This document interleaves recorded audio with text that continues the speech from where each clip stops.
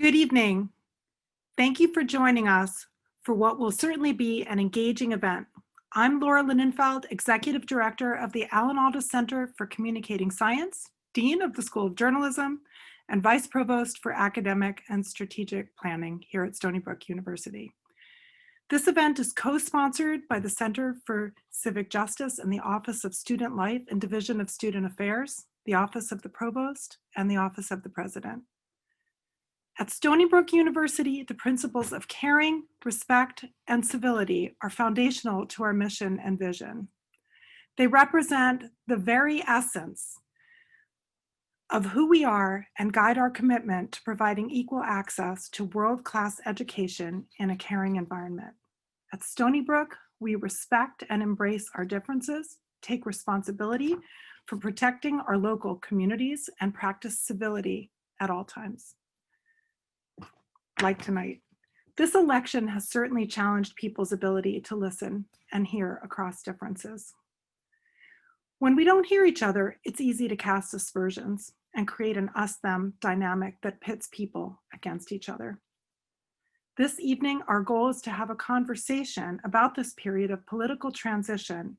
We have the opportunity to embrace our values of caring, respect, and civility through thoughtful dialogue and respectful interactions that support a commitment of dignity for all, regardless of people's political affiliations and beliefs. We brought together some really cool people from Stony Brook, some thoughtful, sharp minds to help us understand the complexities of the American political process, including how the complex electoral college works. Get ready with lots of questions because we want to hear them.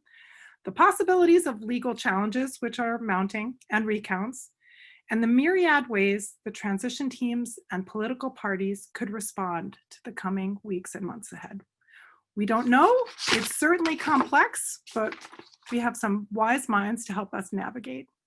We'll discuss these possibilities and examine how the Stony Brook community members can discuss and engage with each other with differing opinions while retaining our commitment to inclusion, welcoming freedom of expression, and encouraging civil discourse. That's not what universities are about. I don't know what they are. While the external social climate has been contentious, we have the power within our community to exemplify what it means to lead with head and heart. Let me introduce our panelists. Yana Krupnikov, she's going to join me. There she is. Hi, Yana.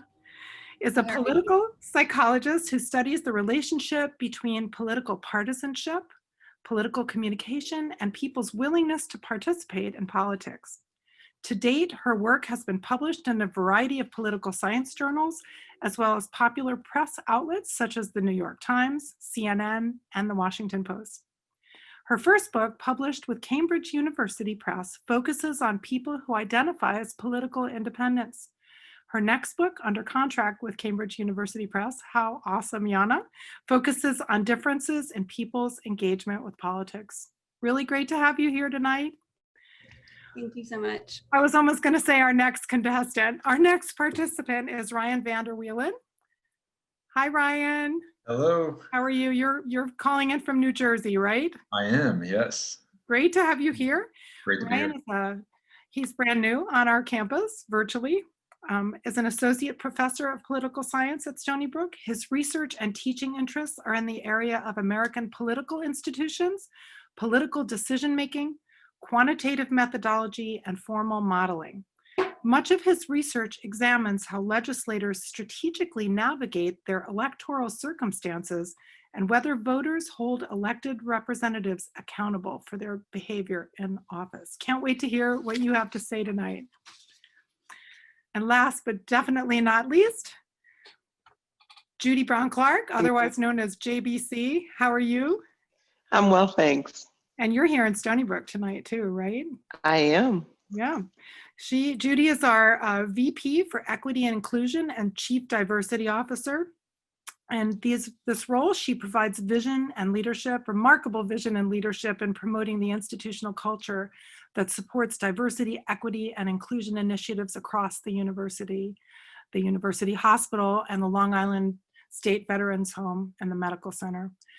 Prior to Stony Brook, she was publicly elected in an at-large seat and served in a leadership capacity as president for Lansing City Council and Michigan. Before we get started, I want you to note that we have a chat function where you can enter questions. Please ask questions at any point and we'll field them along the way as they're relevant. Otherwise, we can pick some up at the end as well. So don't be shy. We want to hear from you and make this interactive. So let's dig in. Jana and Ryan, I have a question for the two of you. Joe Biden was announced as president-elect with Kamala Harris as vice president-elect this past Saturday. Can you walk us through the process of what happens next? How do we go from this announcement through the Electoral College process to a confirmation of this presidency? Let's hear what you have to say about that. Jana, do you want me to dive in or do you want to start? I'll start, and then when we get to Congress, you can take over. Perfect. All right. So we've had the election. The next step, and I'm talking about typical election circumstances here. What usually happens is then it's up to the states to certify the election results.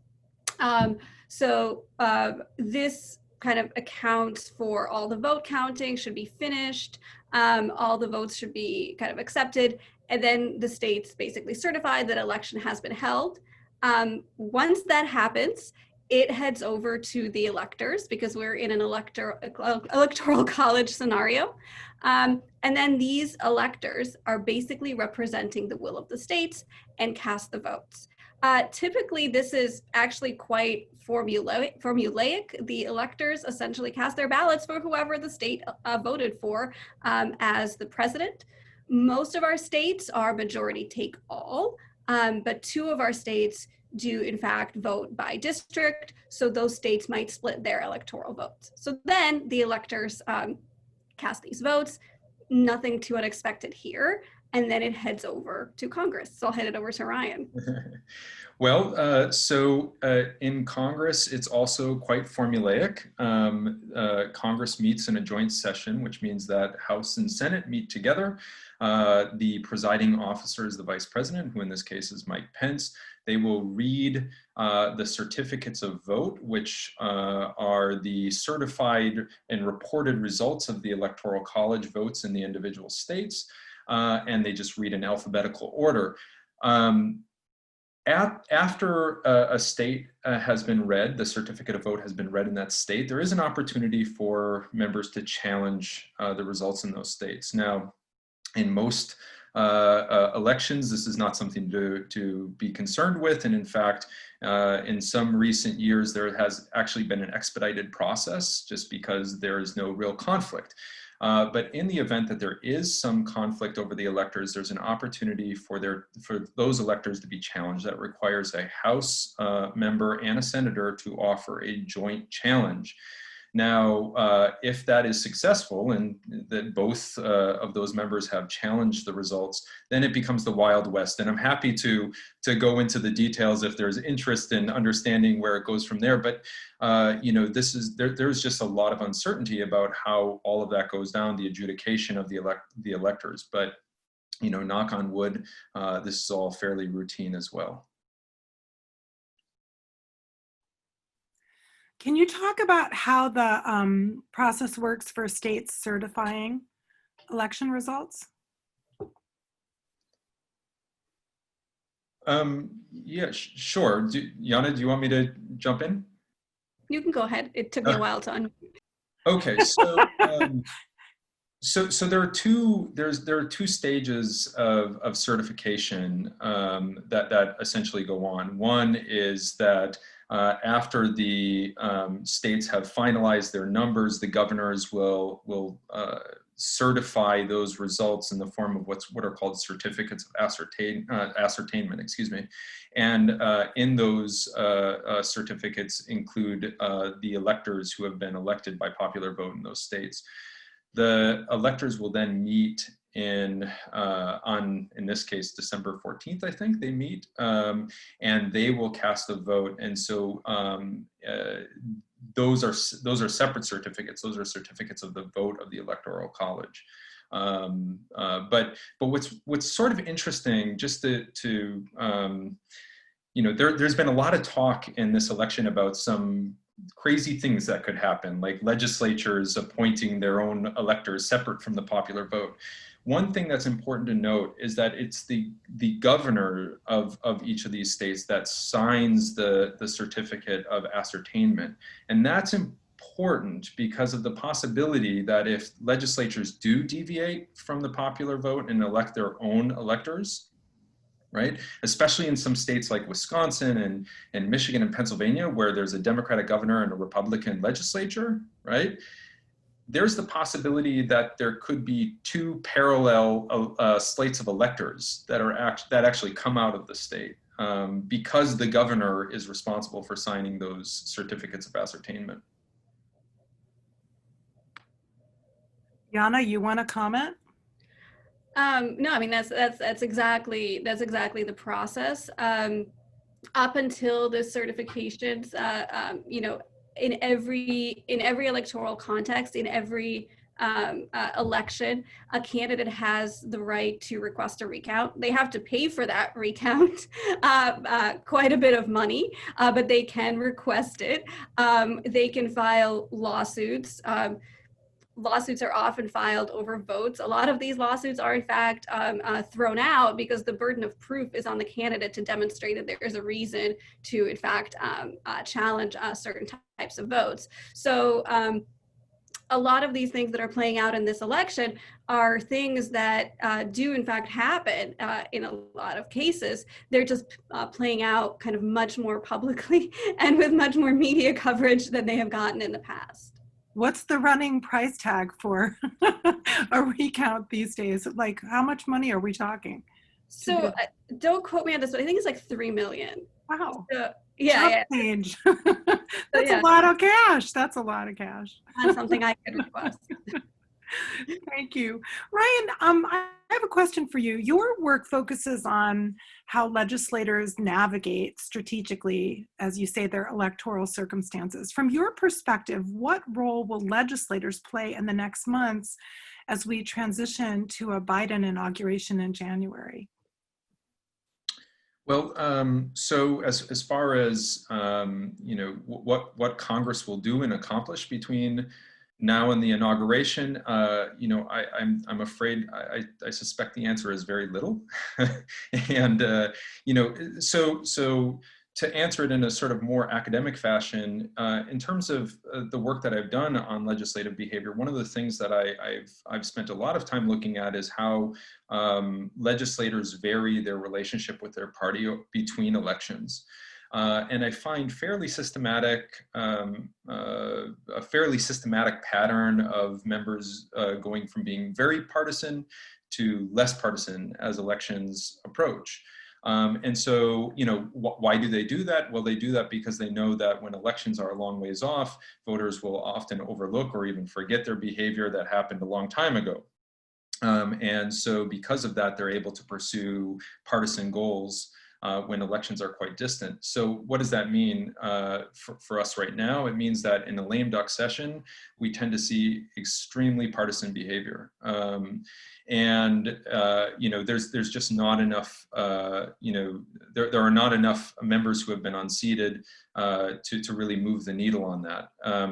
And so between now and inauguration, I don't see much in the way of legislative accomplishments, but hopefully a stimulus package will be passed. But even there's a seismic gap between where the House and the Senate are on this. You know, but you know, I hopefully the alternative is so unacceptable to both parties that they'll move forward with it. But, you know, just to note one additional thing is that the 116th Congress, which is the Congress we're presently in, has been historically unproductive. I mean, we're talking fewer than 200 public laws enacted, which is less than half of what the previous Congress had, and that Congress was historically quite low. So, you know, I'm not optimistic that anything will change in that regard. We have 3 questions from our audience. So I'm so grateful that you're putting questions in here. Please keep them coming. This is from Julian Hines. I hope I pronounced that right. Thanks for hosting this event. I have 3 questions. How long does it take for states to officially finalize the election? Also, if a sitting president refuses to concede or leave office, what happens next? And then lastly, how much power does a president-elect have? And Judy, you're welcome to jump in here too if you want. Go for it. Do you want me to repeat those again, or you can look in the chat and see them? Can I add something? I think what's really important is an outgoing elected official is on legacy. And so we talk about lame duck, but we also talk about the opportunity to really put some things in place that you couldn't do during your tenure because you were going through the election and try not to do anything that may at any time be offensive to the general public who may vote for you.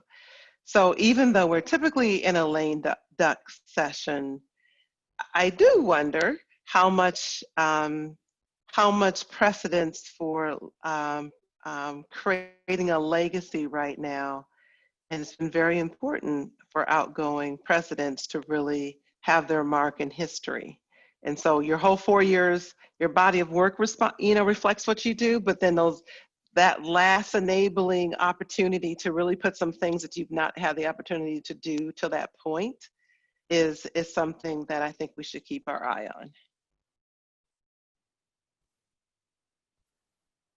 on. What does happen if a sitting president refuses to concede? How does that work? Well, so constitutionally, nobody has to concede, right? Conceding is a norm, is a political norm, is something that people have done to really reinforce the peaceful transition of democratic power in this country. But it's not a constitutional requirement to concede. It is a constitutional requirement, though, to leave. And that is in fact something that has to happen. So just because a sitting president does not concede does not really mean anything. It just means that somebody has chosen not to really follow a norm that has been held historically. I have another question, so all 3 of you should stay on for this. And it's, when you think about this, who owns civility and holds everyone accountable? So the concession is one thing, but who owns civility and holds everyone accountable to a productive transfer of power when the current parties are adversarial or disruptive? And then I'd like you to think about, do we have any current heroes you think can help us move through some of the challenges we're looking at? So I'll just weigh in really quickly on this. I'm of the mind that partisan polarization, divisiveness, rancor is often an elite motivated phenomenon. I think we're talking about elected officials who are initiating this, and voters are along for the ride. There are really powerful incentives for elites to do this, to cast the opposition as bad, right? And at this point, there's just not compelling evidence of any hero out there who can rise above this and cross that partisan divide. And so, ultimately, I think it's in the hands of voters to be able to, throw out the members who just, get too caught up in partisan politics and don't have the bigger picture in mind. But there too, and Jana will be a great, will have great things to say about this. There too, we are seeing epic levels of polarization, which leads people to have a really difficult time evaluating their own party. There's this concept that the opposition is so morally bankrupt that they can't conceivably cross over and vote for the opposition party.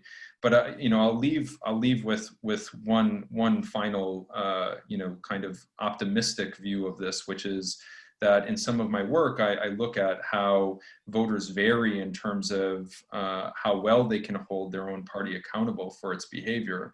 And I do find that there's a subset of voters who can update in sort of a rational fashion and can punish can overcome those partisan impulses and punish their own party.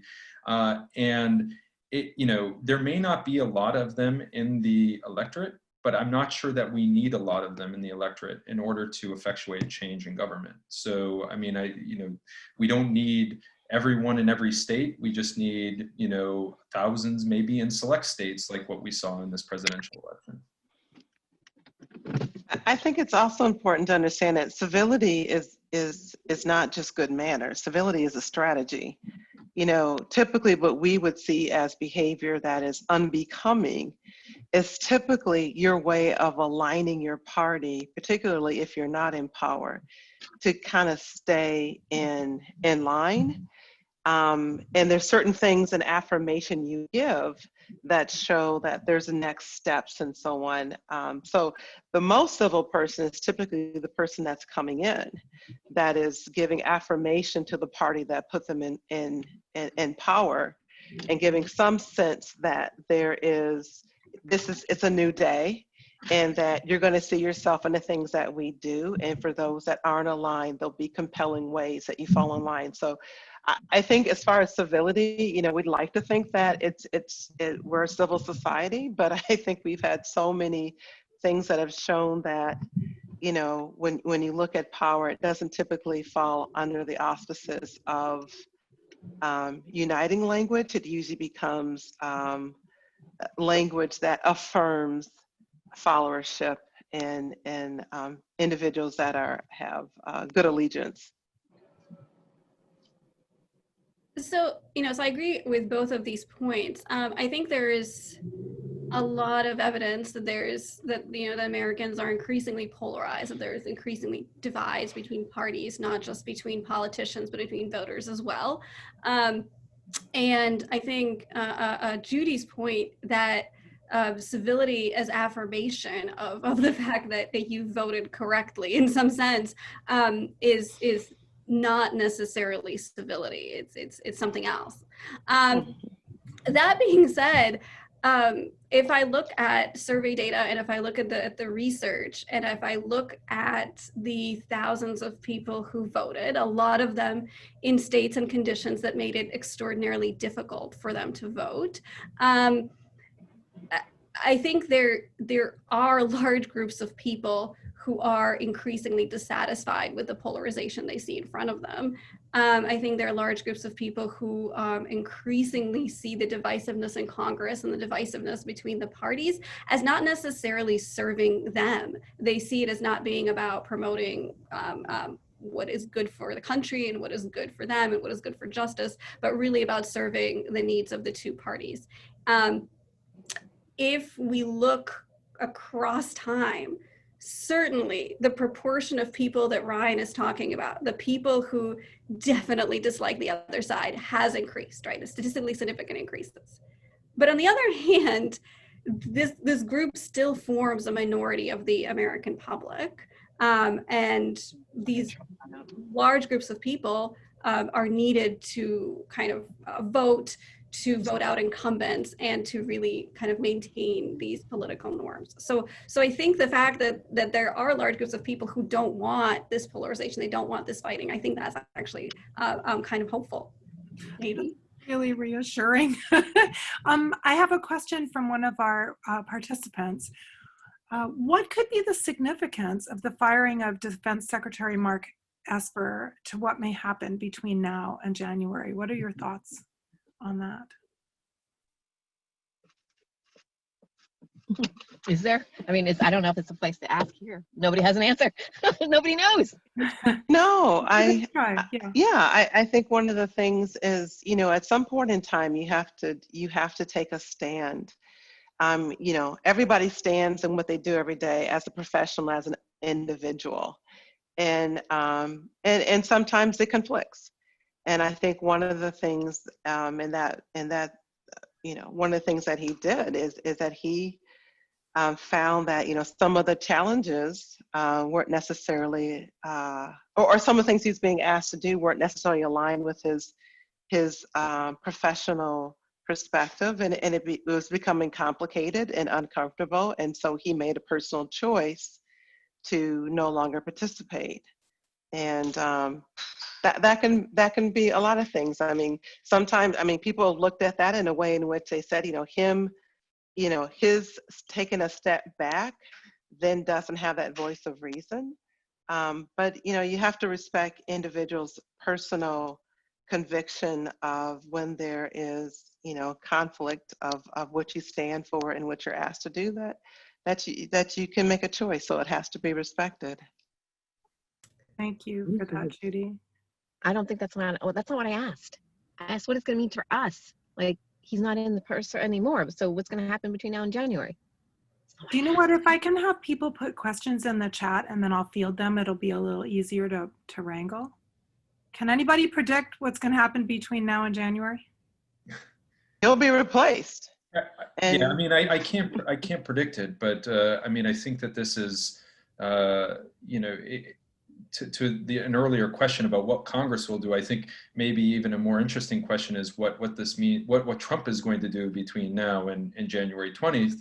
And the powers of the presidency have expanded greatly in recent decades, and so there are a lot of executive actions.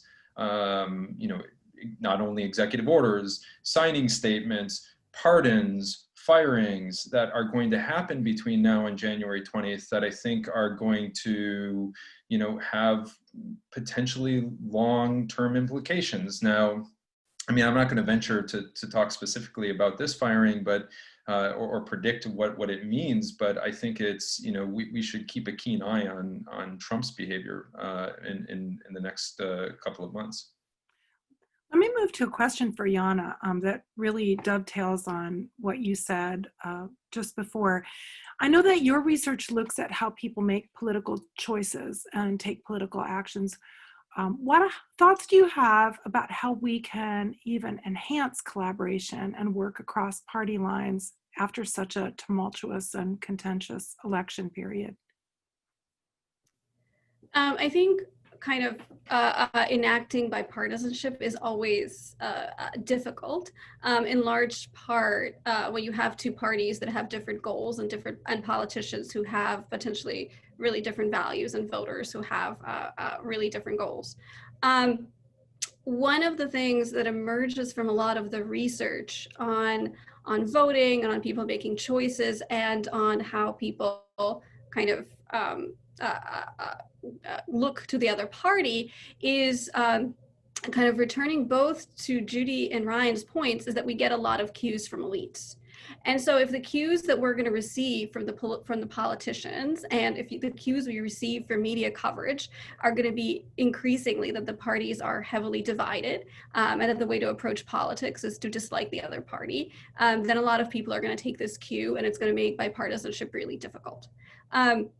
So I think one thing in terms of working across party lines is actually up to the media coverage that this election receives, the media coverage that the aftermath of this election receives.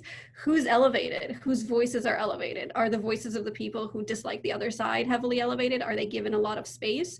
Are the voices of people who are more moderate, or the voices of people who are working in a nonpartisan fashion elevated? And I think that's really going to set the tone for the next 4 years. I think the speeches of both the president-elect and the vice president-elect are certainly trying to set the tone for bipartisanship. And so the question becomes, what is the through line that we see in the coverage of the election? As Dean of Journalism, I really appreciate your speaking up about media, because I think we may take for granted how much of an influence media has on how we think and feel and what we think about. So I really appreciate that. Judy, can we talk about your experience of actually running for political office? What did the post-election transition phase feel like to you when you ran? And what do you expect we'll see in the coming months?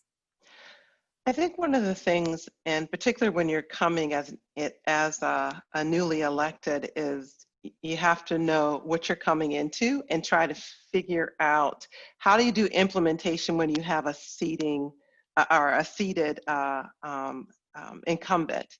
So it's an awkward time, and so you don't want to move too fast because you know, if you look in the position of the president, you know, that doesn't occur until January 20th. You know, we're in November. It's a long time from now. So even when you start doing transition kind of conversations, you know, those are things that are going to be implemented, you know, starting, you know, basically January 20th or January 21st. And it's hard because you have a lot of people that you've made campaign promises to. So now you have to start to unpack that of what the expectations were. And it's not that you've been bought, but you know, people are looking for change. They're looking for certain policies to move forward. They're looking for appointments. They're looking for different levels of relationships and so on, of which you really can't do until you actually physically take office. So it's a very difficult time to kind of maintain that relationship with those that put you in office during the times that you really don't have the opportunity to really make those meaningful differences. And depending on how the person going out with that relationship is, did they run again and you campaigned against them, or is it someone that has not decided to run again and it's just a transition of power? That's a very different handoff. So that sets the tone on what you're doing, how you're doing it, and how smooth that transition is from the existing power to the newly elected. It makes a real difference, and the public is watching. And so right now, it becomes a real dance because people want to hear some of the things you said you're going to do start to come to fruition, but you have to manage expectations. Yeah, there's a question in the chat box that says, if a president who was voted out does something overtly against the interest of the country prior to January, is there any checks and balances in place that could keep it from being enacted? And Judy, I don't know if you want to field that. It builds on what you were just talking about, if others want to jump in. Are you saying an outgoing president or an incoming? Yep. Well, laws are laws, and policies and procedures, and, so, it's not like things aren't, but you have to understand the breadth of the president and the president's scope of power. And there may be some things that the president has the capacity to do that will be off-putting, but it is within a president's rights. I think it then becomes, with the checks and balances, what does it look like for Senate and the House to make sure that there is integrity through this transition of power? Great, thanks. Yana or Ryan, you want to comment on that, or we good?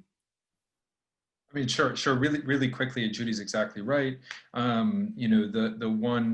The one caveat is that, and who knows what it means with this president, but generally speaking, outgoing presidents have slightly less leverage with Congress, and so carry a little less power. So the checks may be slightly greater in the context of a lame duck president. But yeah, other than that, essentially the same checks and balances that we're always dealing with. Ryan, while I have you on the screen, we had another question up here. I really love how interactive this is, by the way. Thank you, people, for posting questions. Can the president pardon people for crimes which they have not yet been charged? So I'm not an expert on the presidency, but scholars do believe that that is the case. I mean, for federal crimes, that's the case. That there's Yana is maybe disagreeing. I don't know. Let's have a debate. It should be debated. I've seen it being debated by legal scholars of what the. It's not totally clear. Yeah, that's exactly right. It's not totally clear. And I think that it involves an admission of a crime, which is also something that is a little like, it would not be ideal for an outgoing president to either do for himself or his inner circle. So yeah, I mean, Yana, do you want to add to that? So it's been legally debated. The other thing that's been debated between legal scholars is whether a president can pardon himself, which some actually come down in the part that the president actually can pardon himself. Again, upon admission of guilt. So. And you have to pardon the sin that, so if it's like, I'm going to pardon myself for an egregious crime I'm about to commit, there's still laws of the land.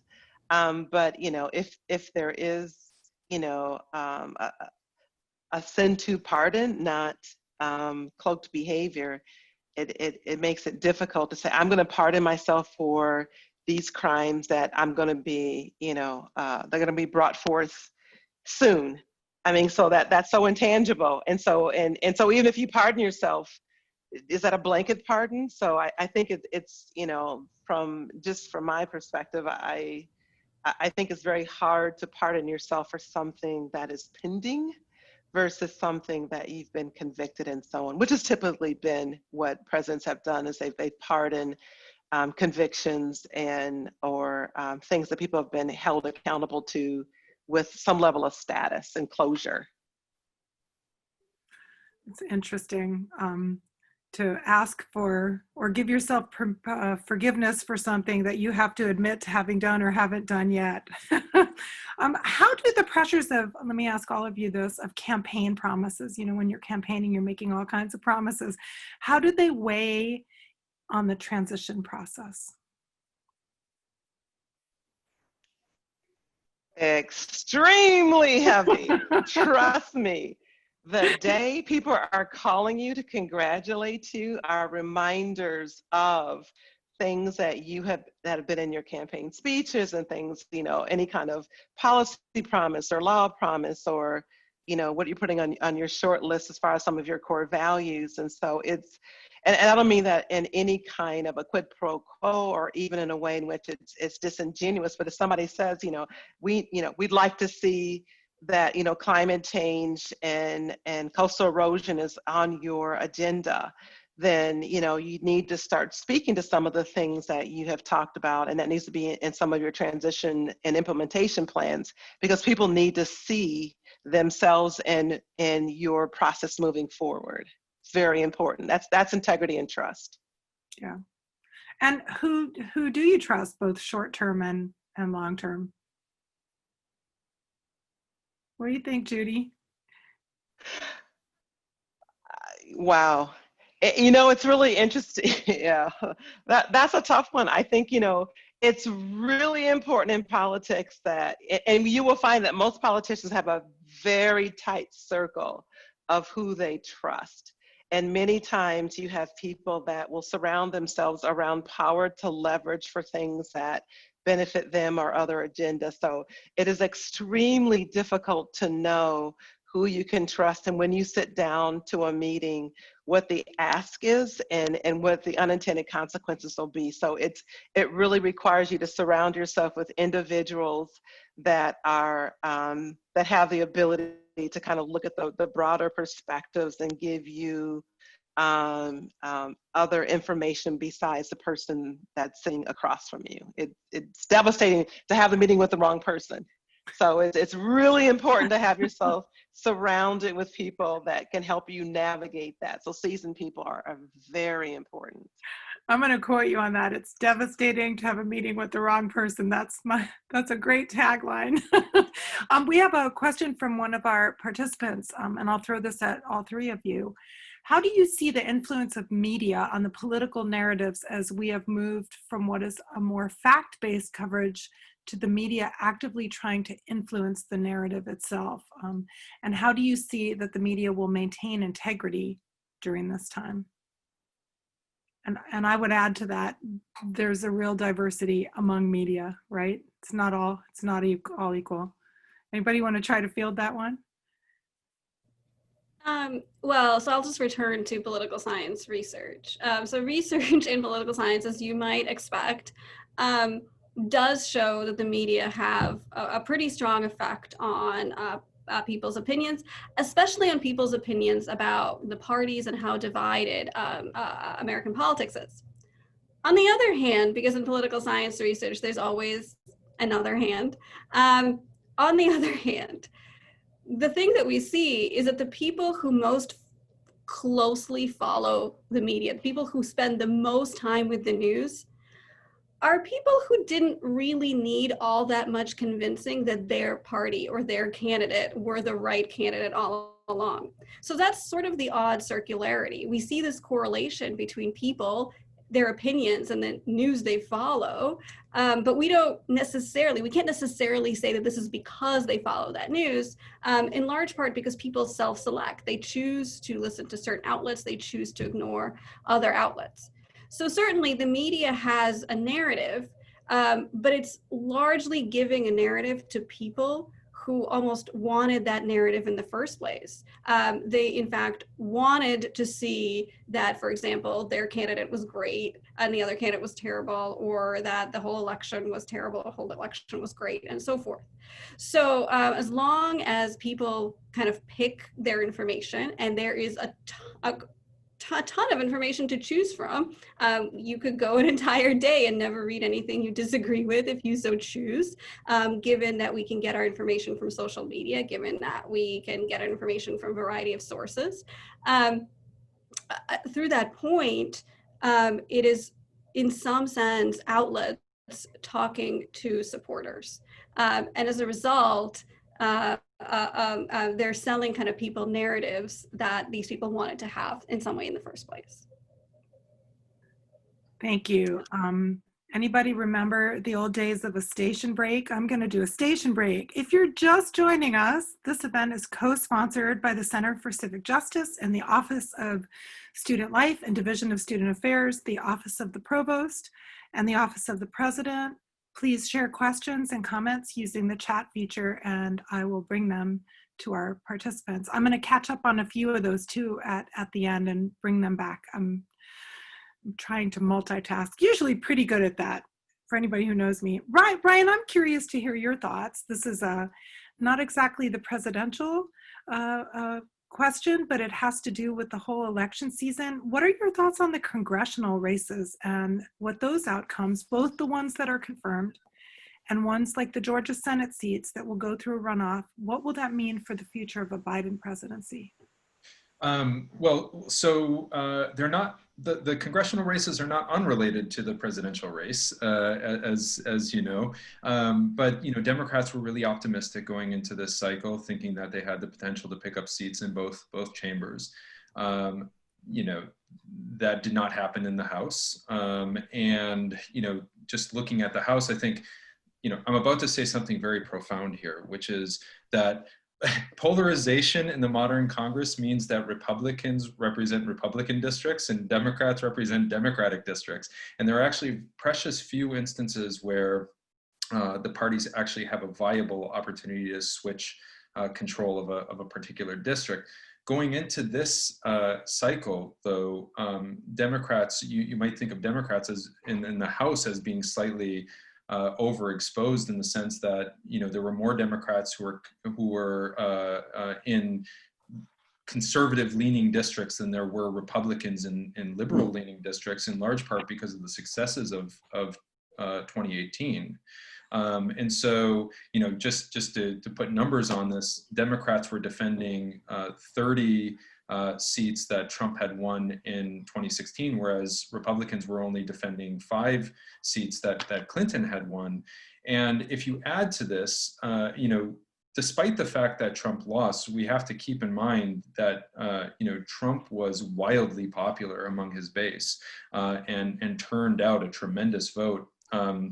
Especially among low propensity voters. So you put that together with the fact that, the Republican narrative, particularly coming from Trump, that painted Democrats as sort of uniformly, extreme, regardless of their records, the sort of narrative of the socialists who wanted to defund police, I think was really quite damaging to a lot of these Democrats who were running in right-leaning districts. I mean, one of the classic examples of this, and I'm sorry to carry on, but is Colin Peterson, who is a 30-year House rep from rural Minnesota, who was actually chair of the Ag Committee. So, an immensely powerful player in the House, and he voted against impeachment. He was pro-life, he was pro-guns, and was painted as being very cozy with Pelosi, and ultimately lost. So, I'm not terribly surprised at the results that happened in the House. I mean, we'll see what happens in the Senate, but I suspect when all the dust settles after the Georgia special elections, the Republicans will retain control of the Senate, I suspect.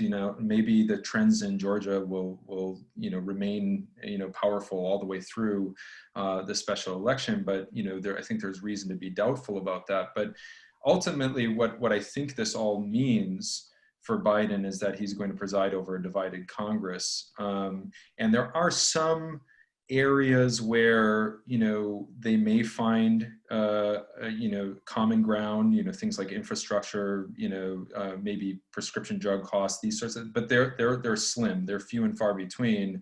And so going back to an earlier comment, I think if Biden really wants to push forward an agenda, there's a lot that he can do through executive actions. And so, not that will be his primary route, but it's certainly a viable option for him.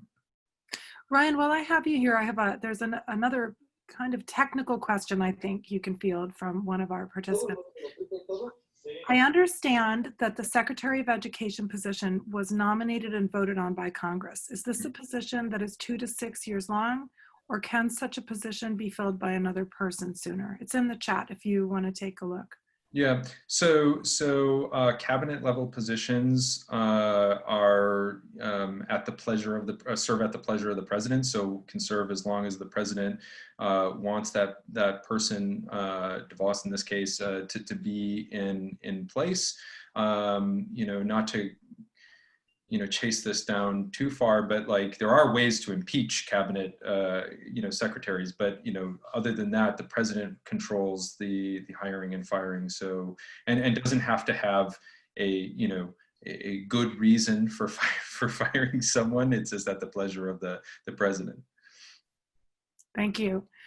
As many of you know, and I see a number of team members from the Alan Alda Center on this call, thank you for joining us. I run the Alan Alda Center for Communicating Science, and our focus is on helping people become more empathic communicators and learn to listen. And we teach people to do that as a way to bridge divides and build understanding, especially around science and research, so that science can be more relevant to audiences who may not normally want to think or talk about science. I'd love to have you think about some examples from your own work and life experiences where you've seen this approach of empathic listening work. I mean, we know enough examples where people are divided and they don't want to hear each other. Where have you seen this work? I guess I would talk about, where I see it working. Typically, it definitely works around crisis and triaging or something that has a unified effect across everyone. So typically you see a lot of things where around children, or around things where people can align, not along party lines, military and things like that, where people tend to lean in.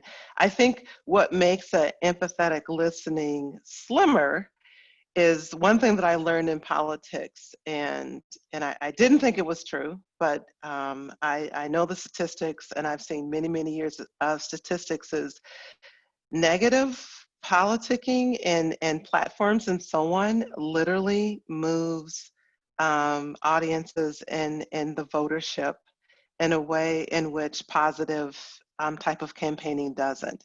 And we'd like to say that it's like, I don't know why they have all these negative campaigns. No one's listening to all that. You have the positive ones, but the negative campaigning actually has statistical significance in actually influencing votership and turnout. And so I think, the more that our campaigning becomes framed with a negative context, it then reduces the opportunity for empathetic listening and individuals coming together on, common ground and things that really affect quality of life issues and so on. It just makes it so much more difficult. But I do think around quality of life issues is typically where you have people coming together and really leaning in a way in which they want to work across party lines. So can a double negative make a positive? I so badly want to see us support each other. Yana, Ryan, do you have examples, stories even, where you've seen empathy and listening work? Well, you know, this is related to your question. So I'm currently working on a project that is an experimental has an experimental design where it asks people to essentially, you know, climb into the shoes of your opponent, of someone who espouses a view that's contrary to yours, and then you know, and then answer a series of questions about how, you know, receptive you are to those ideas. And you know, it does seem that, you know, having that pause, at least among some voters, and it tends to be voters who are more reflective, who are better capable of overriding their partisan impulses, right? That pause that asks them to think about issues in more human terms does in fact lead them to be more sensitive to them. It does seem to bridge the partisan divide a bit. Yeah, and so 2 points. So one, speaking to both Ryan and to Judy's point, some of my research on the COVID pandemic, we've seen that actually people, despite kind of a lot of the media coverage, are quite responsive to conditions around them. We see most partisan gaps actually disappear, and people being really kind of responsive to making life better, to responding to suggestions from healthcare workers and such. And the other thing I wanted to suggest is that there's this really good book by Eitan Hirsch called Politics is for Power, in which he goes through basically the process of talking to someone in a way that inspires them and makes working for local change and changing conditions inviting to them as something they might be interested in. And I think the book in itself is in fact kind of, unlike most political science books, really uplifting in that he talks through a lot of local organizers, immigrant communities that have been really effective at enacting local change. And so a lot of these people have not only good tips, but are in some ways really inspirational in doing this work. That's wonderful. Can Yeah, I add something? go I'm ahead, sorry. Judy. No, Can go I add ahead. something on empathetic listening? I think one of the things that people don't tend to follow the rules on, empathetic listening is listening for understanding. It's not for consensus. It's not for recruiting. It's not for debate. It's really, you know, in a non-judgmental way, a very neutral way, taking in new information for understanding. And so I think one of the problems is that there aren't a lot of opportunities, and there's not a lot of modeling around the opportunity to really hear another perspective without judgment or some follow-up actionable item, so our behavior. So I think one of the things, you know, related to the question around like Stony Brook is like that empathetic listening really is, it's based in curiosity. And once you have the information, your curiosity is satisfied. It doesn't require you to recruit the other person to your perspective or to give them information which may change their perspective. So I think that's part of the empathetic listening that is voided across a lot of conversations, particularly around partisan politics. I see at least one member of the ALDA team smiling, because that's exactly what we're after. It doesn't mean you have to agree. It means you have to accept someone else's reality as their reality, and there's a certain sense of dignity in that. Yana, why is it so easy for us to fall into camps and disagree? Why do we gravitate toward that? And what can we do to resolve that and move ourselves forward through difficult conversations? I know we're capable of it as human beings. My husband can tell you. Well, I think one thing, and I keep returning a lot to my fellow panelists' points. I think that this point that Judy just made about just listening, right? Just listening for curiosity and not following up to be like, oh, that's not right, or no, you got to do something differently, is really hard for people. When we think about kind of individual psychology. What happens a lot of times when we're in groups, we look for how similar we are to certain people, but we also look to how different we are from others. And once we start to differentiate ourselves in this way, we begin kind of almost unconsciously to form these small camps, right? In a lot of experiments in political science and psychology, people have shown that you can form groups that dislike each other almost entirely out of nothing, right? It's not just about partisanship, it's literally out of an experimenter creating fake groups, paintings, right? They've created groups out of liking certain paintings. So I think it's something that happens to people quite naturally. And then we add politics on top of that, and the stakes are incredibly high, right? And the stakes in terms of who controls the government, who makes decisions, even at the local level, are profoundly high to us. And so I think it's natural that people will gravitate into these groups. How do we resolve that? Yes, how did you know I was going to ask that? I think training ourselves to behave in the way that Judy just suggested will be really challenging for people, but ultimately really beneficial. Just the idea of listening to somebody, even not on politics, and not feeling the immediate desire to point out just something about that is it quite difficult to people. For people who are engaged in politics, as I've seen in my research, there is a strong tendency to step into conversations, even conversations that don't include them necessarily, and point out that somebody has the incorrect opinion or that somebody is just generally wrong. So retraining ourselves is something that is quite challenging. Talk about appealing to our higher angels. Judy or Ryan, any advice on this front? I'm sorry. We ask people to disclose their choice. So we're so dichotomized, so it's like something happens, it's like, so you're with me or you're against me? There's no other category.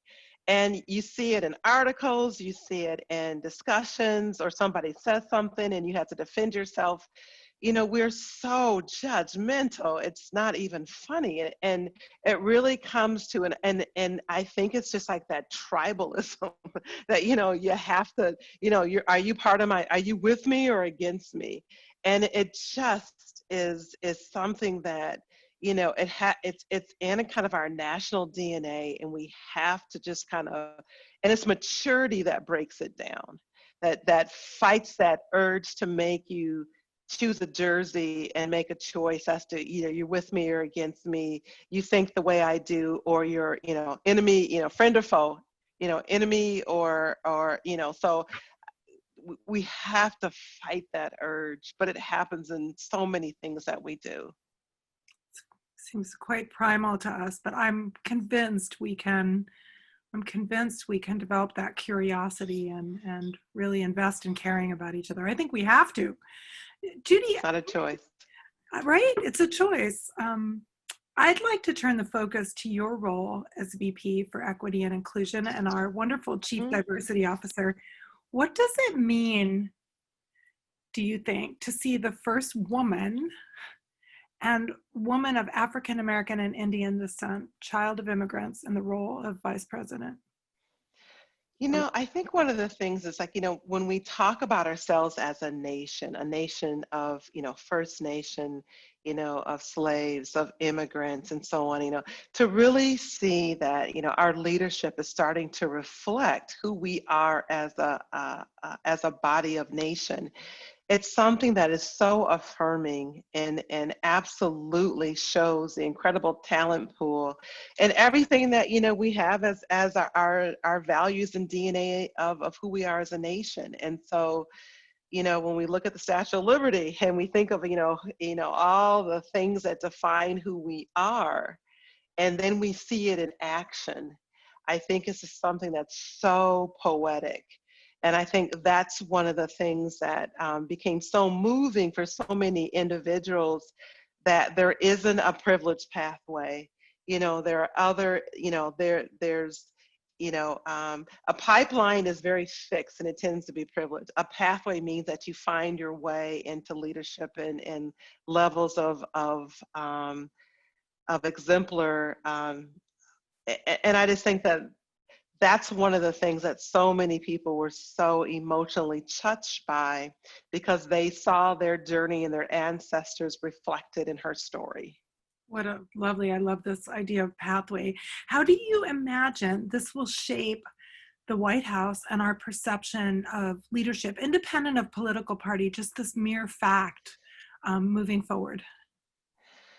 I think, when you have diverse tables, you have diverse perspectives and you have inclusive policies and so on. And, people bring to the table their body of knowledge, but their experiences and their culture and everything that defines who they are. And so it just always makes more robust decision making. And so if you think about, this really diverse, and you think of Biden, look at his incredible pathway to the White House. You think of all those experiences and his compassionate leadership and the things that have tragically happened within his life, is you have to know that there's other considerations that are going into policy and decision makings that are beyond just kind of the rote thought processes, because there's just unintended consequences that if it's not within your perspective, you may not bring it to your decision or the conversation. So beautifully stated. I'm going to ask you a question, and then we're going to have a surprise guest join us, Rick Gateau. Can I get you on screen here too? Because this next question that I had dovetails with one that someone asked a few moments back, and I wanted to be sure. Rick, hi, how are you? Unmute yourself and say hello. Hi, how you doing, Laura? Hi, everyone. I'm so happy you're spontaneously willing to chime in. I'm going to ask Judy this question first, but then I want to link back to a question about what we're doing at Stony Brook University to really foster listening across differences and make sure that we're being nonpartisan in what we do in our teaching, research, and service. But Judy, first this question, because you'll see it'll tie in. What enablers and structures do we need to put in place to support all the new young and emerging leaders of the future? Being inspired is not enough. Without intentionality and strategic mentoring, we're going to repeat a history that does not move us forward. So what do you think we need to do? And then Rick, I want you to tell us about what you see us doing at Stony Brook. Whoops, I can't hear your lovely voice. I'm sorry. I think one of the problems that higher education as an institution has been is we've always kind of looked at it within higher education lens. We're also doing workforce development, and we're creating citizens of change and our future individuals that are making community impacts and family impacts and so on. And so I think one of the things that will be very critical to what we're doing within our inclusive classrooms is really talking about social justice issues and circles of influence, circle of control, and circle of concern, knowing what you can and can't have direct input on it, and what are the savvy skills that are needed to really being a good citizen and a good neighbor. So I think as a higher education institution, both Stony Brook and all of higher education, we really need to start looking broader than just talking about within the context of the competency, but also, what are the skills and what is the responsibility that each of us have. So it's an and thing, and that's something that we're going to be doing, be part of the Stony Brook experience moving forward now and building on moving forward. Fantastic. I'm so glad you joined us here. I think you've already had a remarkable influence, and having had this experience in the political arena as well as added bonus for tonight. Rick, we have this question. What is Stony Brook University doing to bring students, faculty, and staff from the different ends of the political spectrum together? This person said, I've witnessed some meetings where there's name calling and labeling of those who have different political views. And then the second part of this, what can we do? And I believe tonight is an event along these lines. What can we do to foster dialogue and unite people? And Sure. both of you are welcome to I think comment on that. they're great. You know, it's interesting. And when I'm thinking of the question related to faculty, staff, and students, I will say I don't think there are as many opportunities as we could have to bring all three parties together.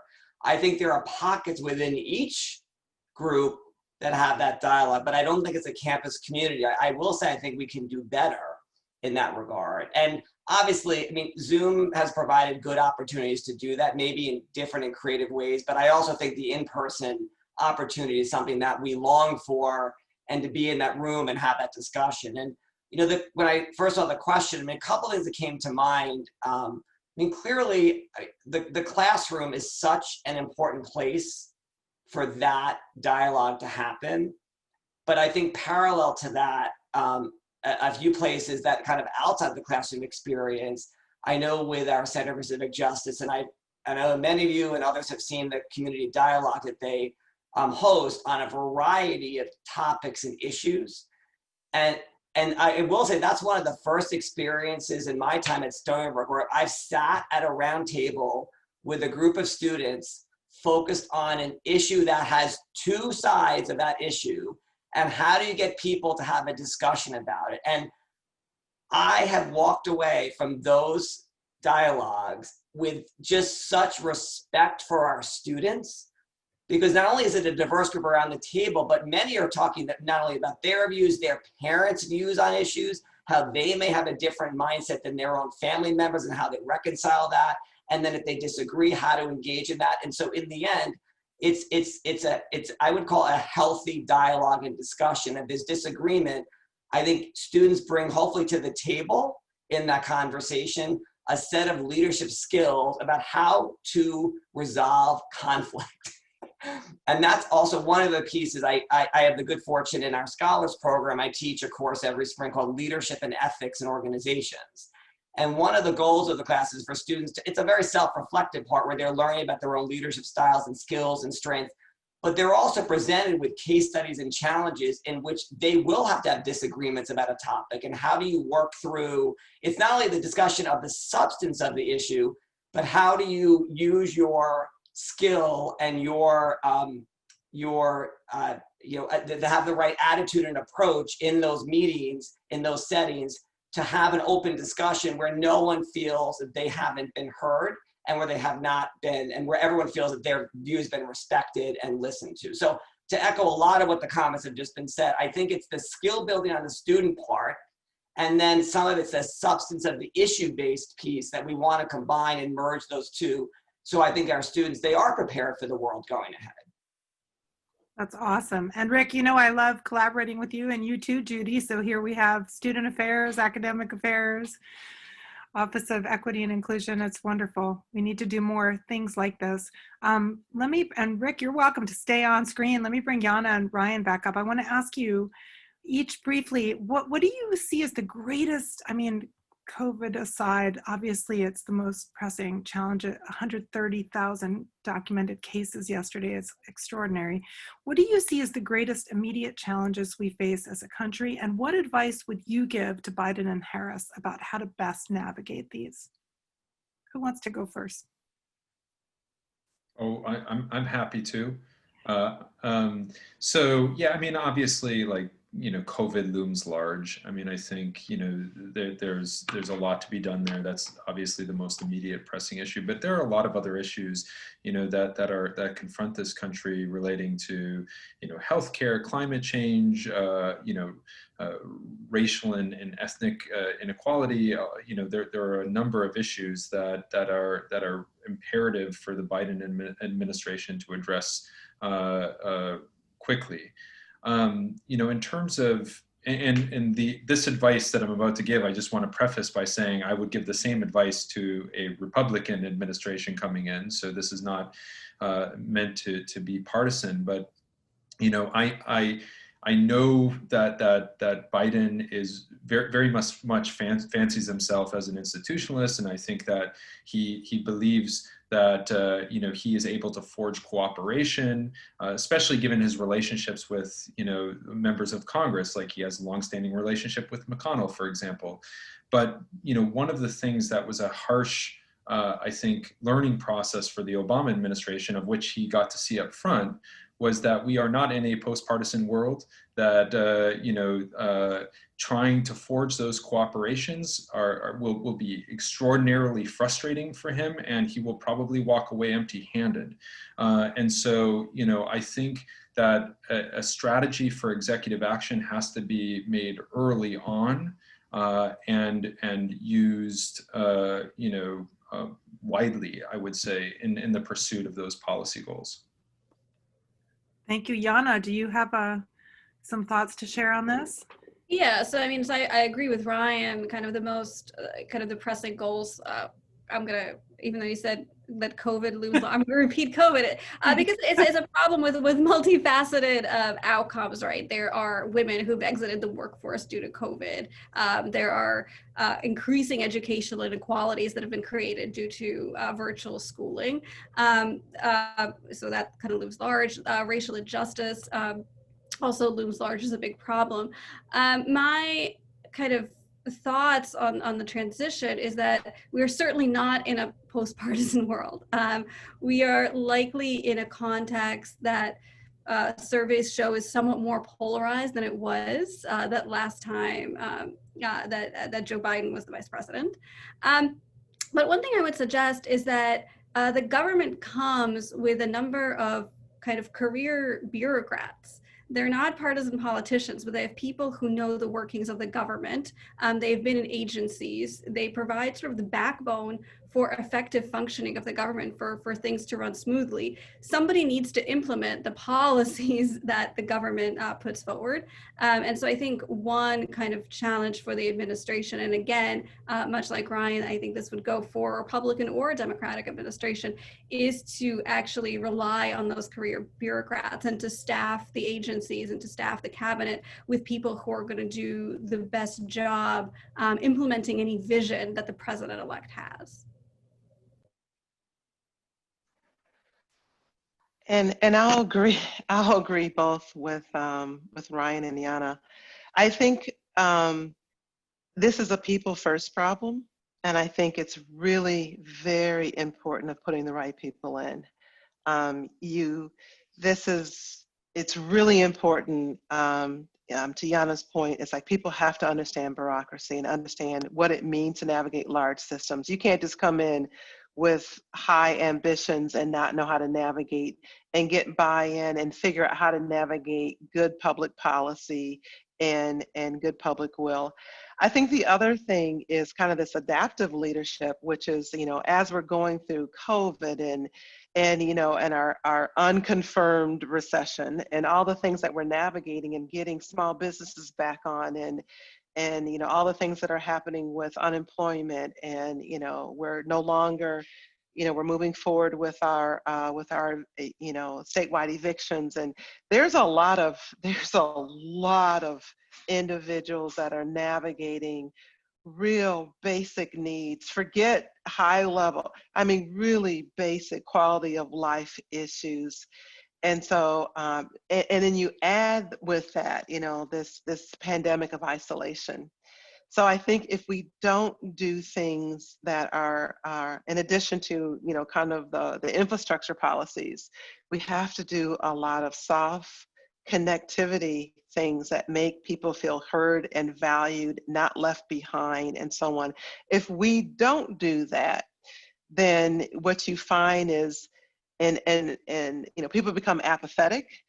People do not trust the system. They don't see, where their needs are being met. And then everyone became, there became an incredible surge of national engagement in this last election. We don't want that pendulum swinging the other way, where people become disengaged because they don't see their basic needs or see themselves within the context. So it's very important for the adaptive leadership, people first placement, and making sure that we're doing a lot of the community building.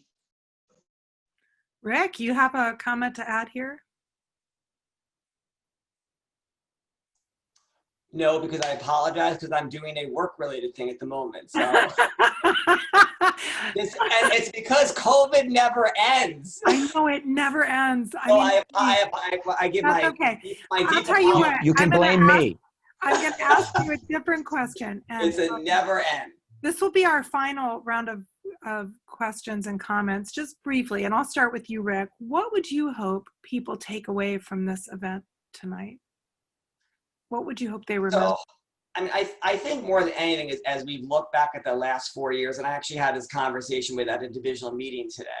What I hope it does for us as a starting point of a conversation to restore the importance of respect and communication and dignity and treating people with equality. Because my view is, I remember 4 years ago, and I don't mean this is a political statement, but it's very important, regardless of where we are in political ideology and our views on policy issues, I hope we all agree on the value of respect, because it starts at the top. And I think that trickles down to our campus settings. And if we can have that at the senior leadership levels of our government, I think it will positively influence what happens on our campus. And so that's my greatest hope for what this is a launching pad for us to do, from this day forward. Love it. Yana, what do you think? What should people take away from tonight?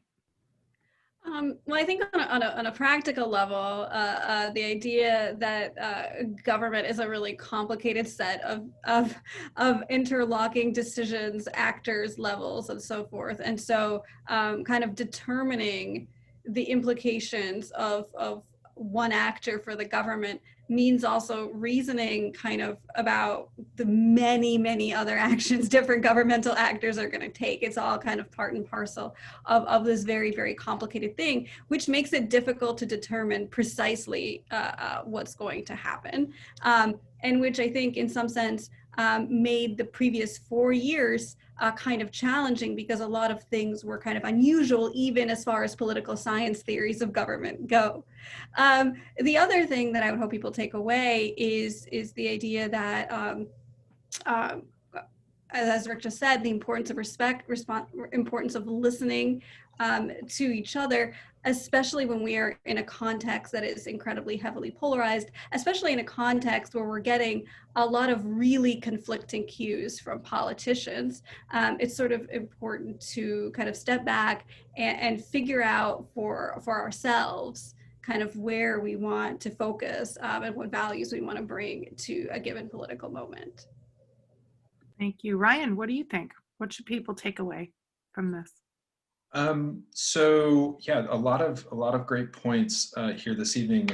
One thing that I would love to see people take away is, to take a 3-second pause to fight those partisan urges when you're talking to someone, to really sort of analytically digest your own position, not just to regurgitate, talking points from the media or political elites, and to also think about, where the other person is coming from in this conversation.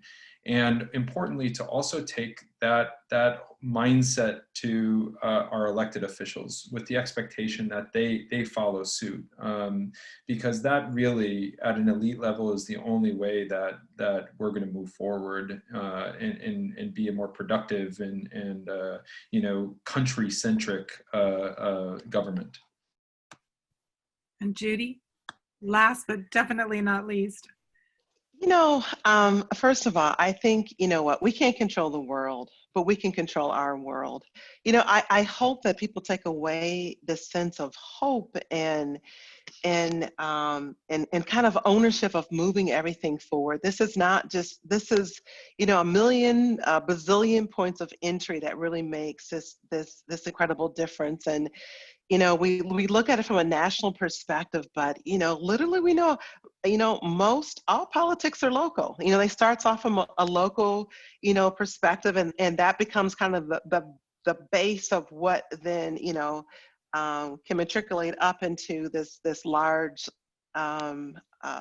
national guiding body of politics. But we're all heroes. You know what? There's no phone a friend in this game. So everybody has a role. And, we talked about having, having the maturity of being an empathetic listener and being a contributor to making Stony Brook a better place. And I just think, you know, and to what everyone has said, is just really looking at it from the perspective when we talked about people first, is like, you know, what is your role? And then not only what do you do in contributions, but then also what do you do in a way in which you maintain the civility by being a hero and stepping in when it becomes incivil. So I just think that I'm excited. I mean, you know what? I'm always a half full gal. And so I'm really excited at the possibilities. And I just think that the future is incredibly bright. I share your optimism. Hope springs eternal. I am so grateful for all of you for the fantastic comments. I mean, take a look in the thread. We're going to record this. It'll be available. What I'm taking away is we need more events like this. And you know, Rick, thank you for your comment about doing more for students, faculty, and staff together. We're all humans. We all share in this, and I'm so proud to be part of this institution that genuinely walks the walk and doesn't just talk the talk. So feel free to approach me with suggestions for other events we can do. I will try to make them happen. And thanks to Lori behind the scenes here making everything happen. When I volunteer, she gets voluntold. I'm just kidding. It's a fun partnership. Thank you for joining us for this Seawolves Learn event, co-sponsored by the Center for Civic Justice, the Office of the Provost, and the Office of the President at Stony Brook University. We really appreciate your questions, your participation, your engagement in this event, processing the 2020 election, a time for connection, healing, and unity. Let's connect, heal, and be united. I'm wishing you all the best. I know that there's still a tough set of times ahead. Hold steady. We're going to be okay. I'm grateful for the input of this fantastic panel. Please take care of yourselves and others as we navigate this post-election season. Thank you.